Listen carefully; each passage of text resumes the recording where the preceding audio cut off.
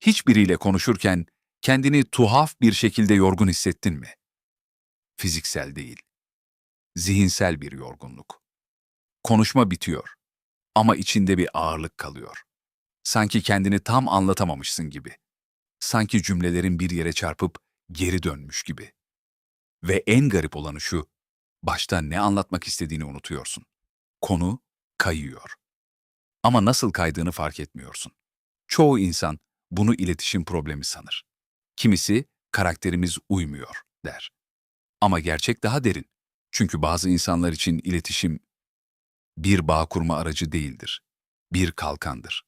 Ve o kalkanın adı haklılık. Bu insanlar için haklı olmak bir tercih değil, bir güvenlik alanıdır.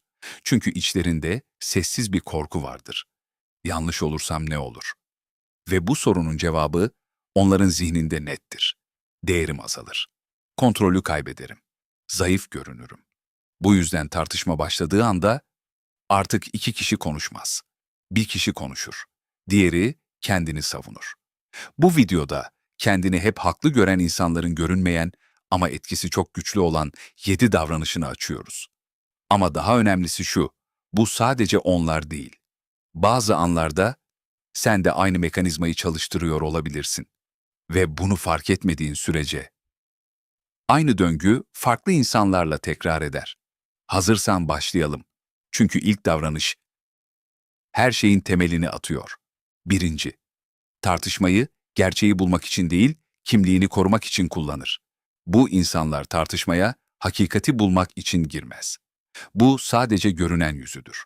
Asıl amaç kendilerini korumaktır. Çünkü zihinlerinde şu denklem çalışır. Haklıysam, değerliyim, yanlışsam, tehlikedeyim. Bu yüzden tartışma başladığı anda zihin savunmaya geçer.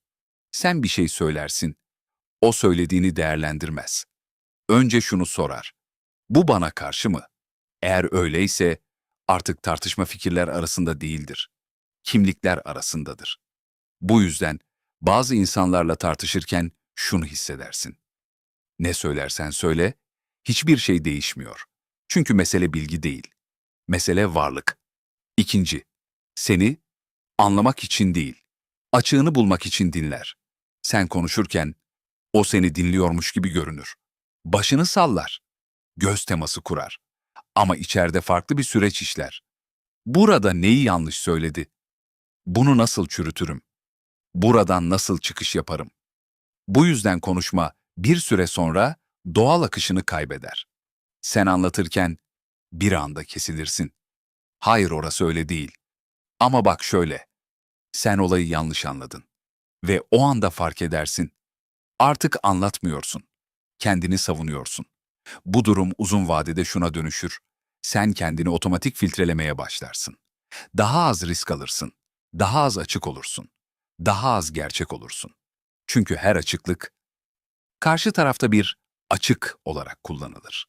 Üçüncü, haklılık sarsıldığında oyunun kurallarını değiştirir. Bir an gelir, sen bir şeyi net şekilde ortaya koyarsın. Mantık tamamdır. Örnek nettir. Durum açıktır. Ve kısa bir sessizlik olur. İşte o an, her şeyin değişebileceği andır.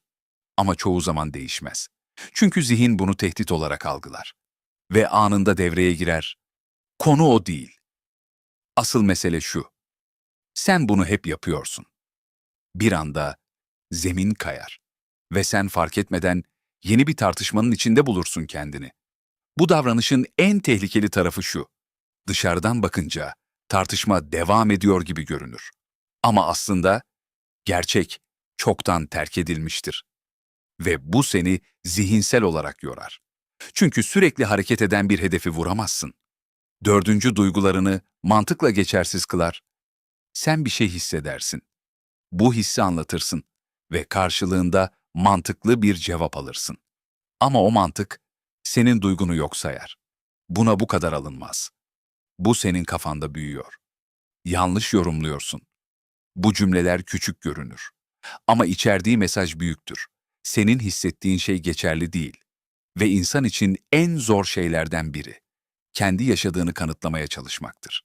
Bu yüzden zamanla şunu yaparsın. Ya duygunu bastırırsın, ya da hiç paylaşmazsın. Ve bu noktada ilişki derinliğini kaybetmeye başlar. 5. Geçmişi kendi hikayesine göre yeniden yazar, bir olay yaşanır. Ama o olay zamanla değişir. Detaylar kayar. Vurgular değişir. Kimin ne yaptığı farklı anlatılır. Bu bilinçli bir yalan değildir. Bu daha tehlikeli bir şeydir. Zihnin kendini koruma refleksi. Çünkü zihin için en önemli şey gerçek değildir. Tutarlılıktır. Kendi hikayesinin bozulmamasıdır. Bu yüzden geçmiş bile haklı kalacak şekilde düzenlenir. Ve bir süre sonra sen şunu sorgulamaya başlarsın. Gerçekten öyle mi oldu? İşte bu nokta en tehlikeli noktadır. 6. sorumluluk almadan gerilimi kapatır. Tartışma büyür ve bir noktada karşı taraf geri adım atıyor gibi görünür. Ama dikkat edersen bu bir kabulleniş değildir. Bu bir kaçıştır. Tamam, uzatmayalım. Boş ver ya. Kapatalım. Bu cümleler yüzeyi sakinleştirir. Ama sorunu çözmez. Çünkü gerçek çözüm sorumluluk gerektirir. Ve sorumluluk, haklılık hissini tehdit eder. Bu yüzden sorun kapanmaz. Sadece ertelenir. Ve ertelenen her şey geri döner. 7. Haklı kaldıkça yavaş yavaş yalnızlaşır. Bu insanların en büyük kaybı, fark etmedikleri kayıptır. Çünkü insanlar bir anda gitmez. Yavaş yavaş çekilir. Daha az paylaşır. Daha az anlatır. Daha az açılır. Ve bir gün artık hiçbir şey anlatmaz.